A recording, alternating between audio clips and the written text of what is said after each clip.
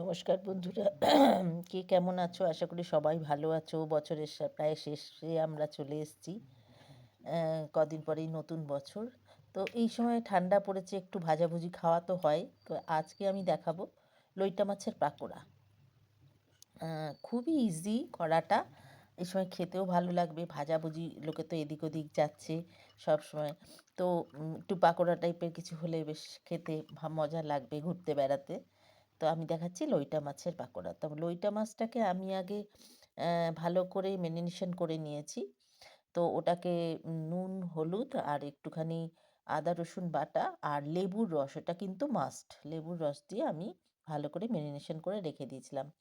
এইবার আমি ব্যাটার করার জন্য নিয়েছি 1/2 কাপ ময়দা। আমি পরিমাণগুলো না ডেসক্রিপশন বক্সে দিয়ে দেবো। 1/2 কাপ ময়দা নিয়েছি, আর তারও হাফ নিয়েছি আমি কর্নফ্লাওয়ার। আর নিয়েছি আদা গুঁড়ো, গুঁড়ো আদা যেগুলো পাওয়া যায় সেটা, রসুন গুঁড়ো। এখানে কিন্তু আমি ভেজা কিছু ব্যবহার করছি না, কারণ এই ফ্রাইটা আমি দুরকমভাবে দেখাবো। তো এখানে ভেজা কিছু ব্যবহার করব না। রসুন আর আদাটা আমি গুঁড়ো গুঁড়ো ব্যবহার করেছি। একটু লঙ্কা গুঁড়ো, এটা দিয়ে আমি খুব ভালো করে আগে এটাকে, আর দিয়েছি যেটা মাস্ট, সেটা হচ্ছে সাদা সর্ষে গুঁড়ো।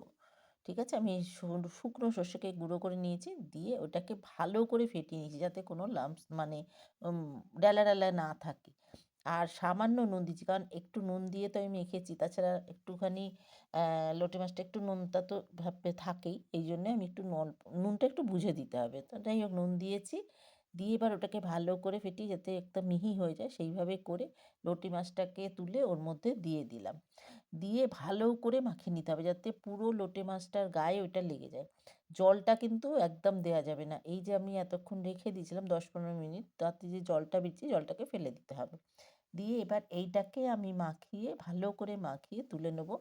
নিয়ে মিনিট 15 যদি একটু ফ্রিজে রেখে দেওয়া যায়, নর্মাল ফ্রিজে, তাহলে না এটা খুব ভালো হয়। তো যাই হোক, আমি প্রথমে এটাকে আগে তুলে নিচ্ছি।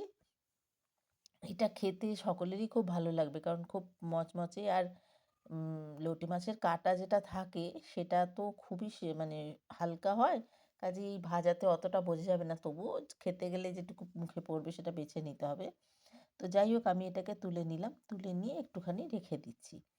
এইবার আমি প্যানে তেল গরম করে নিলাম। একটু তেলটা বেশি লাগে এতে, একটু ভালো করে ভাজার জন্য। আর আরেকটা জিনিস, এটা যখন ভাজা হবে তখন কিন্তু আঁচটাকে একটু হালকা করে কমিয়ে দিতে হবে।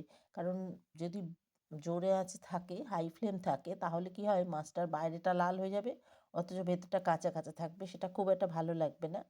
ওই জন্য এটাকে মিডিয়াম আঁচে করে নিয়ে খুব ধীরে ধীরে আর ভাজতে হবে। আর এটা আসলে দিয়েই সঙ্গে সঙ্গে কিন্তু নাড়া যাবে না, কারণ লোটে মাছটা তো খুব নরম মাছ। তো ওই জন্য এটাকে একটুখানি রেখে দিতে হবে।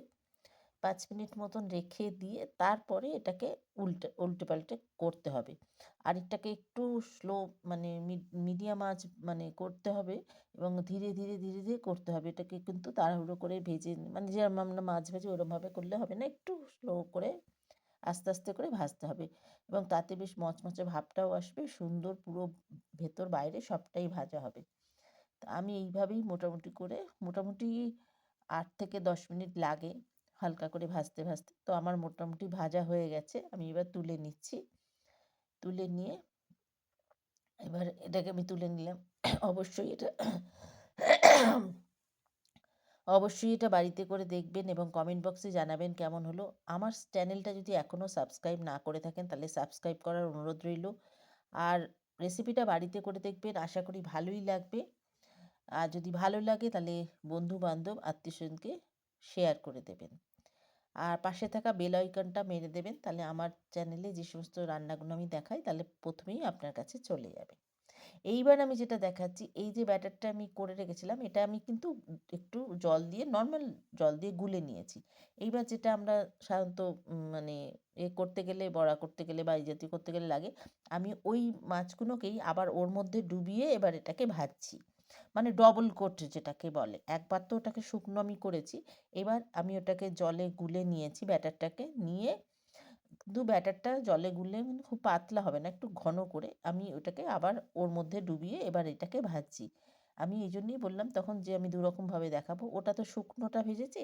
এইবার এটা হচ্ছে আমি জলে গুলে ব্যাটার করে আমি তারপরে দিয়েছি। মানে আগে ওটাকে ব্যাটার একবার দিয়েছিলাম। এইবার এটাকে ডবল করে দিলাম। দিয়ে এবার এটা ভাজছি। দুটোই খেতে খারাপ লাগে না। এবার যার যেটা পছন্দ হয় আরকি। তো আমার মোটামুটি ভাজা হয়ে গেছে। তো আমি এবার তুলে নিচ্ছি। অবশ্যই আপনারা বাড়িতে করবেন, করে দেখবেন কেমন হয় জানাবেন। আর ভালো লাগলে অবশ্যই কমেন্ট বক্সে লিখে দেবেন। বা আপনারা কেমন করে করেন সেটাও যদি লিখে দেন তাহলে খুব ভালো হয়। আজকে তাহলে এই পর্যন্তই। আবার দেখা হবে পরের রেসিপিতে। সবাই খুব ভালো থাকবেন। নতুন বছর খুব ভালো কাটাবেন। নমস্কার।